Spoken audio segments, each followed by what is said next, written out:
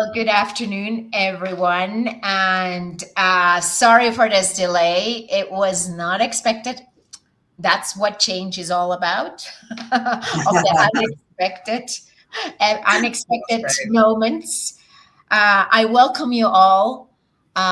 Good morning, good afternoon, good evening for everyone who is watching us and or will watch us later on a replay. Um, Wherever you're joining us from, thank you for being here and for giving yourself the time. Today's conversation is called From Inner Awareness to Embodied Leadership, because leadership today isn't lacking information, it's lacking integration.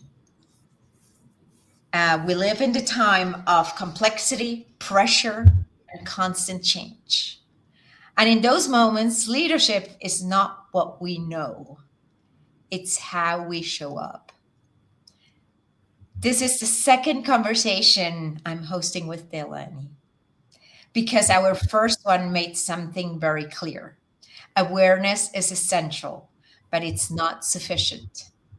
Today, we're going deeper into embodiment, voice, and what leadership looks like when it's lived and not performed. Ooh. Yes. After 25, for whoever doesn't know me, after 25, I'm Maya Schmidt, and after 25 years in corporate leadership, I've seen this pattern again and again. Brilliant leaders with strong strategies who will struggle under pressure. Not because they lack competence, but because no one taught them how to regulate their state, their voice, or their inner world when it matters most. When leaders don't have that inner capacity, pressure leaks into decisions, into the relationships, into culture. That's why self-leadership is no longer a soft skill. It's the strategic capability. And this is where Delany works brings a depth that I deeply respect, because it's not theoretical, it's embodied. And I'm welcoming you, Delany. It's a transformation. She's a transformational coach in every single meaning of the word.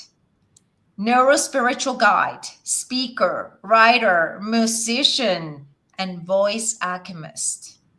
She has spent decades working across communities, creative spaces, and leadership environments, helping people reconnect to their inner truth and embodied power. What I appreciate most about Delany's work is that she doesn't teach performance. She invites presence. Delany, I'm so grateful that you're here with us in this space again. Before we go into questions, I love for you to briefly share in your own words what embodied leadership means to you right now. I love this topic because I think so many of us have learnt so much. We've done so many courses, we've done so much study, we've had so much life experience, and a lot of the time, the embodiment of that can be missing. Yeah. And I think we're all a work in progress. This is not about, oh, I'm hopeless or anything like that. It's actually about realizing that at this time and space, the best thing you can do is really work to embody what it is you talk about, believe. Yeah, not to just continually be doing courses and learning, but actually how does this apply in my own life every day? And I think this is a huge challenge. And when it comes to voice, like voice to me is, it's not just speaking or singing. Your voice is it's a creative power for a start. It can destroy and it can create. Yeah. And it's also the connection between your inner and outer, because you have this inner voice. Yeah. All that subconscious programming, all of the voices, all of the stories, all of the things that go on that you at times shake your head, going, where the heck did that even come from? And we are often still operating on that. So when we talk, and I'm branding into magnetic voice, yeah? When we talk about that, it's the inner voice, the outer voice, where they meet, and how that creates a whole ecosystem for you and for those that are around you, from the people right in your close circle all the way through. Yeah. Yeah, and that's amazing. And together with that voice, it's also frequency, isn't it? With Absolutely. vibrations. Sound is frequency. The world came from that. Even in religious texts, it talks about the sound. Yeah. Before the command for sound, even in the Bible, talks about light, and then there was light, but before the light, there was the sound. And so I think we're only just starting to touch the surface of the power of our voice, because it heals, it transforms it. There's some research done in Tokyo last year where they were monitoring the cellular regeneration possible from our own voices. Wow. So Yeah. sound And is imperative. it's definitely something that we hardly tap into it, and how important it is in a leadership context. Because in organizations, but also at home, I mean, we have to be leaders, and we have to be leaders of our own life. So it goes all across the human condition. Yeah. Yeah, I think so. And that's the beauty with embodiment, because embodiment is, for me, embodiment is about a consistency. So, we have our lying down watching the movie, eating popcorn or whatever personality, like there's different ways we show up in the world, but there does need to be a consistency in how we operate, and the words we speak and the way that we speak them. Yeah. Because we want to be showing up as a force in the world, but without thinking that we have to force it. Yeah. We don't want to be forcing it. And the more that we can embody and be comfortable in our own skin, who we are, that's been a great love of mine my whole life, and a challenge for me personally. But I find when I am being authentic and when I'm doing the things I love to do, I love being in my body. Yeah. And it's so important. And Yeah. so many of us, I mean, it has taken us a few decades, a few years to really become aware of it. And a lot of the time, we don't even know the impact we cause if we are not being ourselves. To Very. ourselves, to ourselves, and to our surroundings, to our loved ones, because we have a lot going on in our minds that get attached, that become reality, that make our decisions based on those realities that are not true. Yeah. Yeah. Those specific stories. And when you look at this, gosh, there's so much to be grateful for, because we're walking miracles. When you look at that, when you look at everything, when you look at that, we actually enter with embedded stories and genetic lines. And this is not woo-woo. This is science now, that we actually don't just come in as us. And it's also not even just what we are absorbing in those vital early years between 0 and 7, between when we're born and 7, but that in fact in our very DNA we carry the stories of previous generations. And so, because I know at times in my life I've gone, oh, for goodness sake, really, like, I've done so much work. Surely I don't have to shed some tears over this. Not again. But that's where it comes from, is this, and that to me shows the miracle we are, because we are actually operating with a whole pile of stories and frameworks and genetics, and then we need to step into our own lives.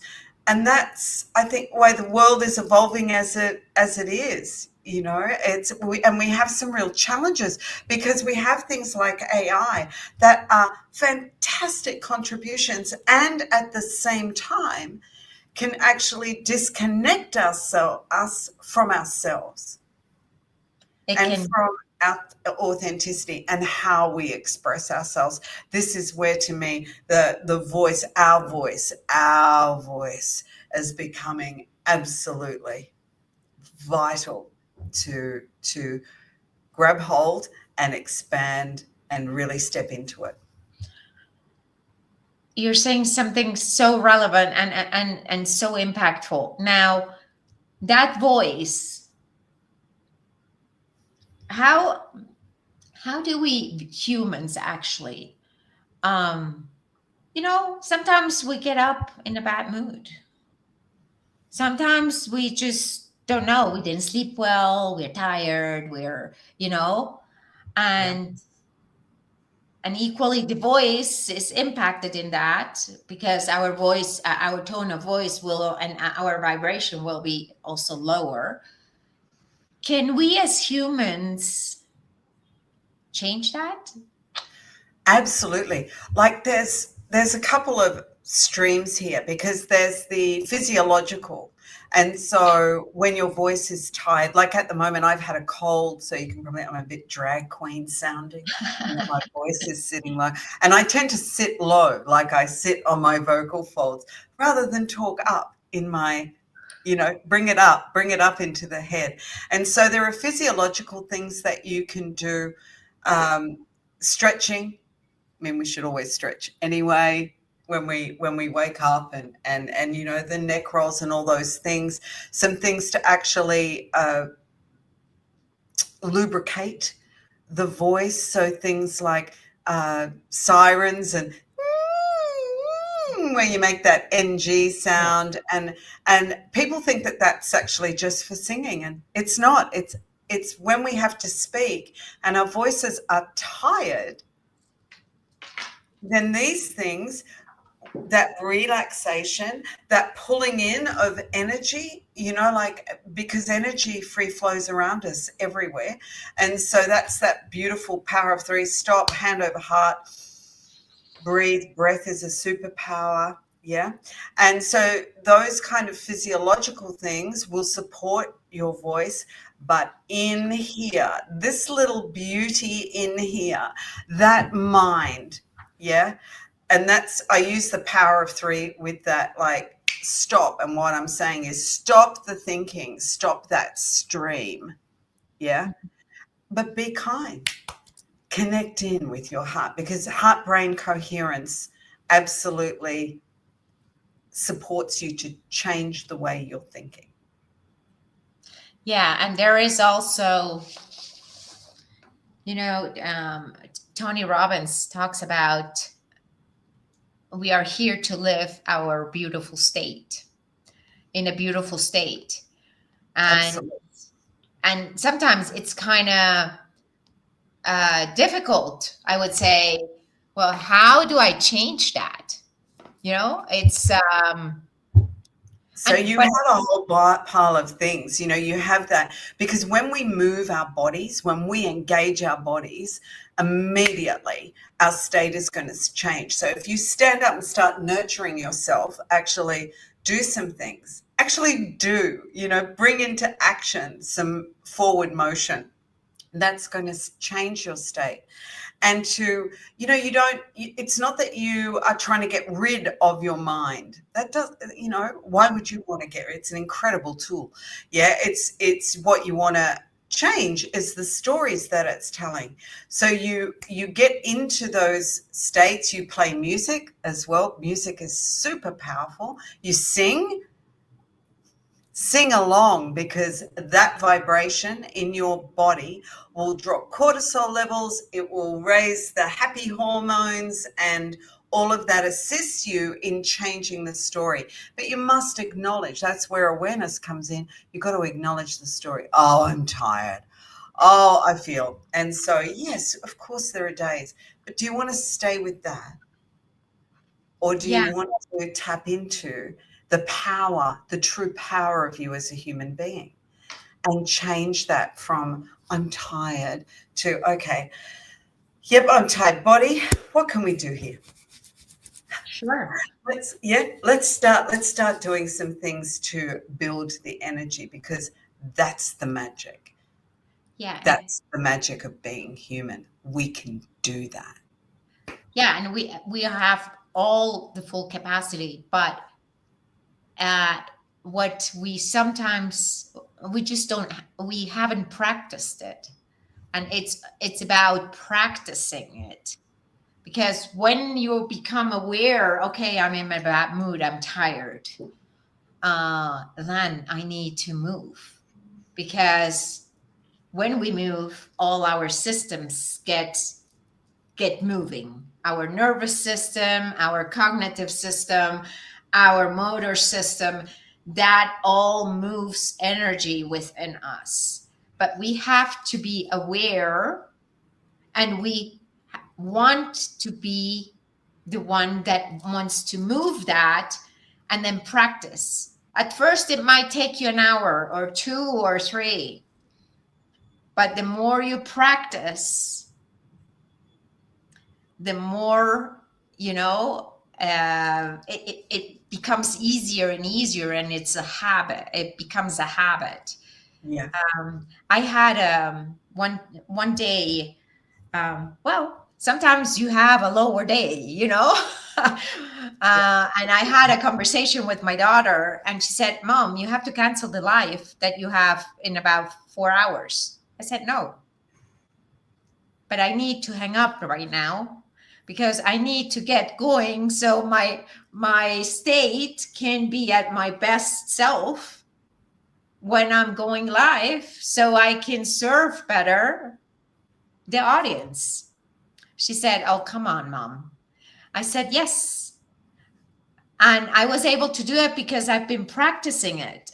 I'm still not that, it still takes me, sometimes it still gets me some time, but you can practice until you master it. Absolutely. And this is what embodiment is. We call it walking the talk. Yeah, like very much walking the talk. And you have to have that. You have to be able to do that to really integrate everything. Yeah. And I know, like, one of my clients, she is an amazing corporate leader, works for a Fortune 500, gets on Zooms in front of 2,000 people and all of that. And she was going through divorce, breakup, divorce, still in the same house. It's incredibly stressful. And when we first began, it was that real need to actually get her to acknowledge what was happening. And what was happening with her voice, I pick up a lot from people's voices, because you can hear incongruencies, and so when I work with people in that coaching capacity, we're looking at all life areas, because to me everything's interconnected. So I'm hearing her voice, and I know in her personal life, well, I'm actually concerned. And then we're talking about work, and then I start getting concerned about work because I can hear what is going on there. And even though she has this amazing career, I can hear that she is actually starting to destroy it. And so a big part of our work at the beginning was in her personal life, but also in her work life, so that she didn't blow everything that she had worked so hard to create. And what she had to become aware of as well as the inner world was the impact of her communication. Now, it can be easy when it's your job to stand up in front of or get on a Zoom in front of a couple of thousand people or whatever it is. Yeah, like we can do that. We can do that stuff. But to be able to keep that connection consistent gets really difficult.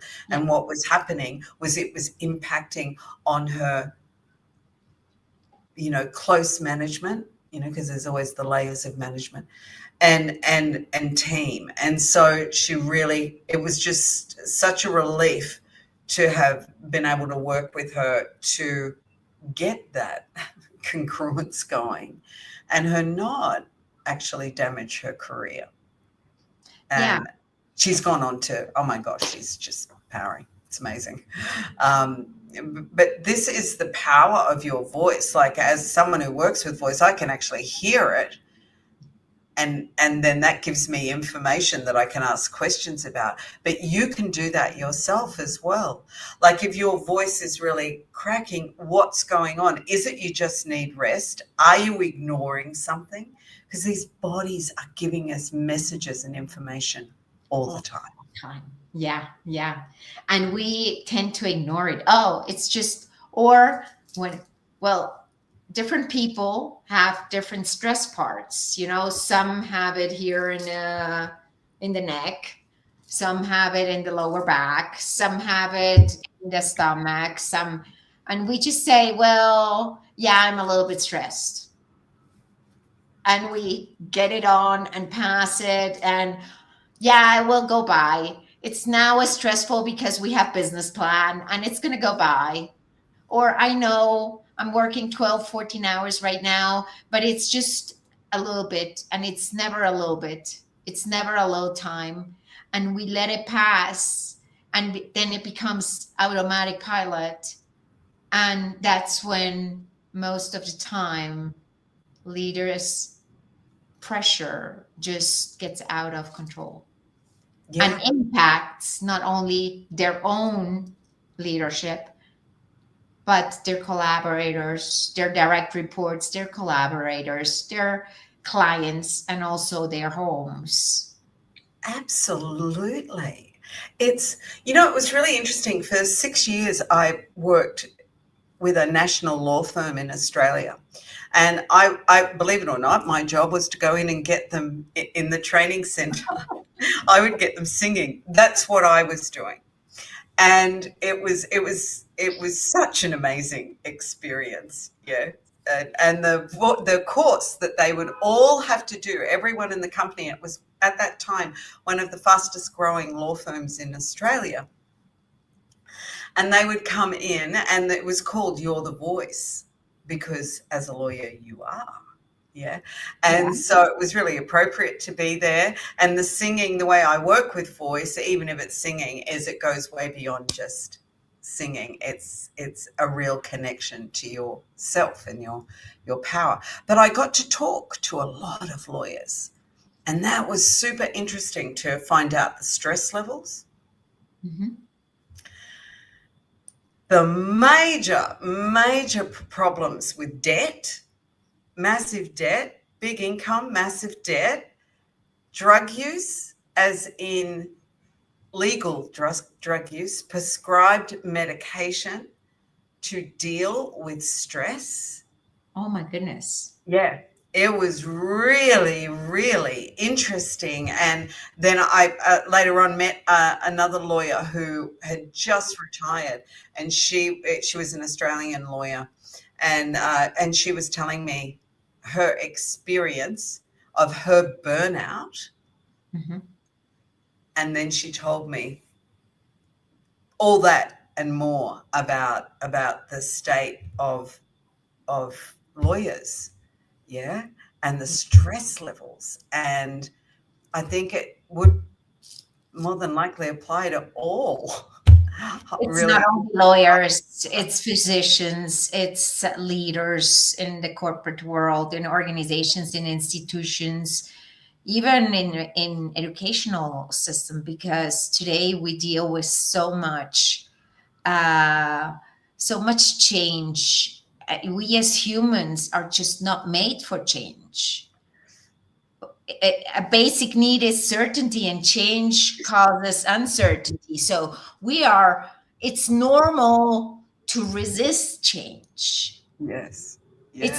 It's so normal. And if you really go a little bit one step deeper, um, it's one of our basic needs. Yeah. I mean, after eating, well, today there is two more needs that were not here 10 years ago, which is the mobile phone to be connected, and the energy that loads the phone.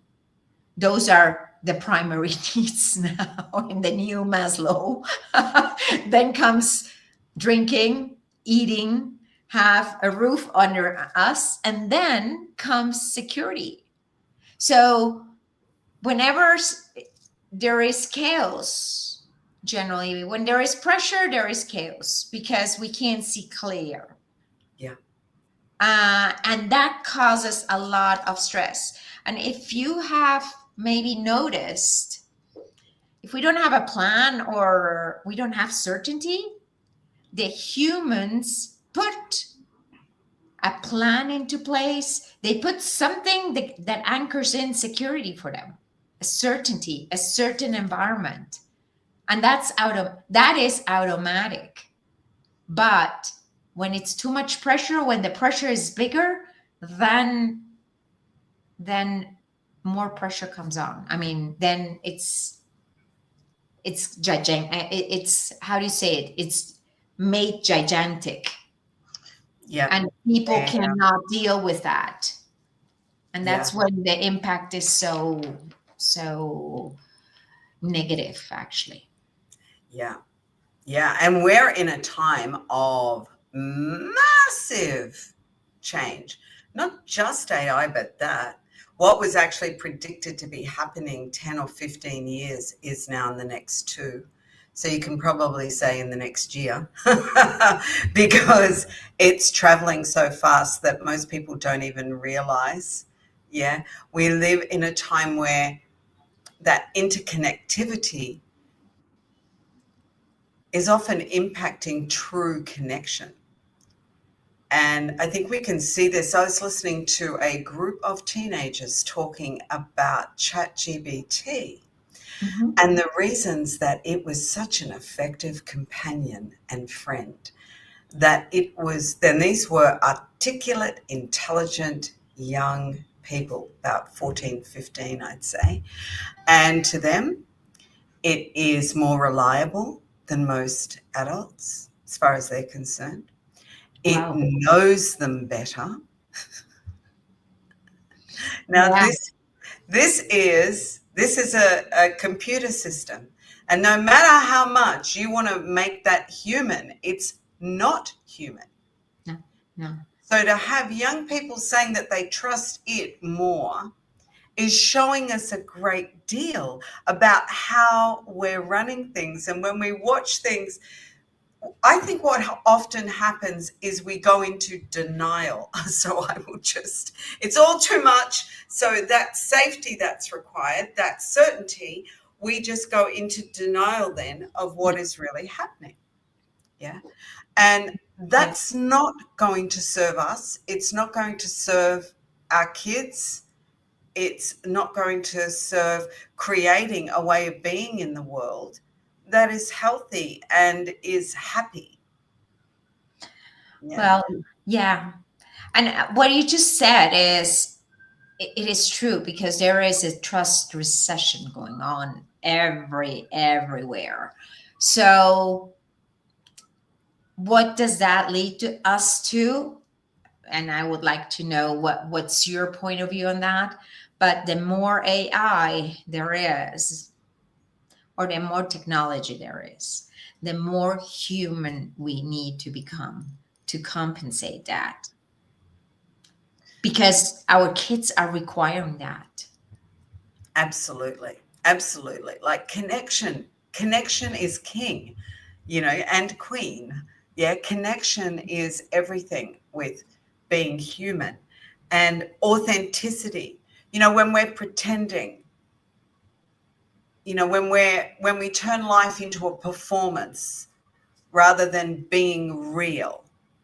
One of the things I've always, I can be a little controversial or a bit in people's faces because I'm extremely honest. Yeah. And I always include me in that. Like I'm not superior, but I'm like, and I will approach people. Like if I don't if I think someone's disconnected from me and gosh, have I done something? I will ask. Yeah. I will ask. And that is actually something quite different, I have discovered, that people will actually let relationships drift away and everything rather than just ask if something's wrong or open up the space. So that ability to go beyond our ego and protectionism, this is where we need to go. We have to be able to communicate. We have to be able to talk with people that are different to us. Yeah, we Yeah. don't have to agree on everything, but we must be able to communicate. And something that I find often, yeah, and I've experienced this, so I know what this is like, but I still find it in my clients. I will ask them what they really want as the outcome for a situation, and most of the time they don't know clearly. I just want, no, but what's the outcome here? If you want to have that conversation, what is it that you want as the outcome? Yeah. They How do know. you want the other person to feel? Yeah. Because then if you're doing it from I want them to feel really guilty, then you're going to have to admit that to yourself. And that's not going to create an outcome that you want. Yeah? If you're going at it going, unless you really want that guilt and don't want a good outcome, but get real with what you're doing and who you're being Mhm. and where your voice is on the inside and the out. And that is a courageous act, Yeah. because with this question that you just asked, what do you really want the outcome to be? As you say, most of the people don't know that, but they do know what they don't want. Yes. So that is so relevant. And that is felt within the vibration of the voice. Yeah, totally. And what we have to acknowledge, and we know scientifically backed stuff now, that when, that vibration, that frequency actually radiates out. So you can be saying, oh, I think you're fabulous. Yeah. No. And people feel that. People feel it before they even hear it. And they are going to, yeah, that's why those barriers have to come down. And I believe this in the workplace as well. It's not about wandering around a weeping mess. I don't mean that. But if you're wanting an outcome with your boss, like coming at it from a myriad of angles that is not authentic, authentic and very clear about what it is, yeah, sometimes we get lazy about looking at, okay, I want this outcome. Now, how do I want that person to feel? Mm-hmm. And what are then the steps? Like just this week, actually, and I love any kind of strategic planning. I really, really love it. And so one of my clients was wanting to approach her boss, who she gets on with absolutely fantastic, but it's going to change the way they work, change her role, add more income, all of that stuff. And when we came at, we did a whole session on planning that meeting. Mm-hmm.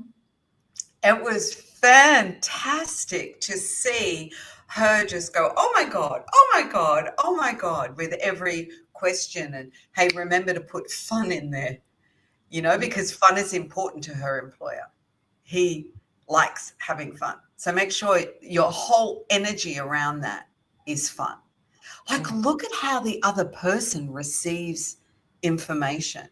If you're working with someone and then yeah, they like a little bit of lightheartedness, but they like a lot of form and structure. Yeah, so you want to make, like we kind of get really lackadaisical about some things that are so important. These words are creating your life. This meeting is creating your life. It's impacting other people. And yet so often we're not willing to actually put the time in. And this can be talking to our spouse, partner, our children, our friends. Everybody. It's universal. It's universal, and how important it is. In the past, this had been quoted as woo, yet Yeah. absolutely strategic. It's totally strategic. Like, think about that. Like that. It's hilarious. We have been sold so much in this reality that is truly magic. That I just wrote an email about this, actually. That all that is unseen is unreal, not true. What is it like? 7% of communication is verbal. Hello. Like, hello, what then is everything else? And a huge amount of that is energy. Tony Robbins says a state. Yeah. And it's clarity. Like, when we structured her meeting, and he has a short attention span. Like, You have to so be very fast. we as women, really good. Many of us anyway, going on and on. Don't go on and on. And have your outcome really clear. What are the changes? I made her identify exactly. And it was so much fun and so exciting. And that's the energy she's then going to take to her meeting. Right. Possibility, some stats. I got to look at, okay, in the time you've been there, what's improved? A lot has. It was great. So, and you don't have to go, look, this is what I've done, but a celebration of what we have co-created. Yeah, like to start to frame things in that way that is generous and yet willing to acknowledge what you bring and acknowledge the other person. That's it. Wins for us all. And for that, you need, like you said, preparation. Yeah. I mean, Tony Robbins, who has 49 years doing the same thing, obviously a little bit evolved, a lot of it evolved and all that, but he prepares like for the first time. And we sometimes don't prepare for that. Yeah. We need to understand our partner, our boss, our coworker, like those little things, like He has this, those are not little things, actually. He has a short attention span. Hey, I need to be very succinct, concise, yet very outcome driven. That's it. Yeah. And But for fun. that, have Make it fun. fun. Make it light because he likes things to be fun. So all those things, that's why we can't operate in automatic pilot and No. leadership. Mm-mm. In And line. that comes from the inner work. Yeah. Very A much. leader must believe in themselves. You know, there is a statistic out that 85% of women don't believe in themselves. Yeah. But Mind-boggling. another 73% of men don't believe in themselves. And that impacts on leadership decisions Yeah. that Absolutely. needs to be felt out to the people he or she is impacting. Yeah. And that's why this embodiment needs to become part of you. It's your tattooed.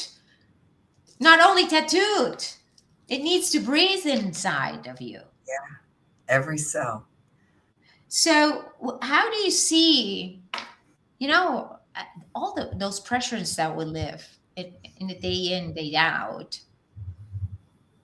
What could a leader do as a first step? Because probably this is the first time they hear about it. Like to begin to develop some, as human beings, we love rituals. And so to develop some rituals, some patterns, yeah, some ways of operating that get you connecting with yourself. And that's that power of three. The heart-brain coherence is really huge. Go and visit Heart Math Institute. Decades now of research on the power of heart-brain coherence. Yeah. And so when you stop, breathe, connect your heart and brain. Now you've got a little brain in your gut as well, so you can get the three of them going. But even just heart, brain, tell your brain that your heart is now in charge because your heart has a brain. It literally has a brain. It was discovered. How's this for the universe or source sense of humor? The man who discovered a heart inside our brain was named Amore. Oh, Or more. what a coincidence. Yeah. And so that brain has over 40,000 neurites that operate in a similar way to our head brain, and yet they don't get caught up in the ego. It is way more intuition, source connected space. So when you connect in with this and you go to gratitude, oh my God. And gratitude is a practice. Sometimes we think that just saying thank you is gratitude. No, gratitude is far more than that and a It superpower. has to be coherent in your Yeah. actions. It has to be coherent in your voice. It has to be coherent in the words you use. Yeah. I mean, you And can say thank you. Okay, that has exactly the opposite. I mean, you know that is not meant, and it yes, needs to come exactly. with love. Yeah. And to just, oh, there's so much that I can feel it's starting to go, but there is so much. And that heart coherence, when you are in gratitude, and you can practice this, you can be in that state in 60 seconds. And that's why I coined this power of three. So there's 3 steps, and sometimes I change what those steps are. But the first thing is stop, hand over heart, breathe, slow it down a bit. Pay attention to your body. So you actually go, oh, where are my shoulders? Are they relaxed? Yeah. You know, like just actually be with, oh, where am Present. I sitting? Where am I sitting? Where is my butt on the chair? So you're taking yourself out of that frenetic loop of the mind and coming into a presence and connection with your body. Because embodiment, we're on a journey in these bodies. We're not just energy out there somewhere or a spirit. We're actually here in a body.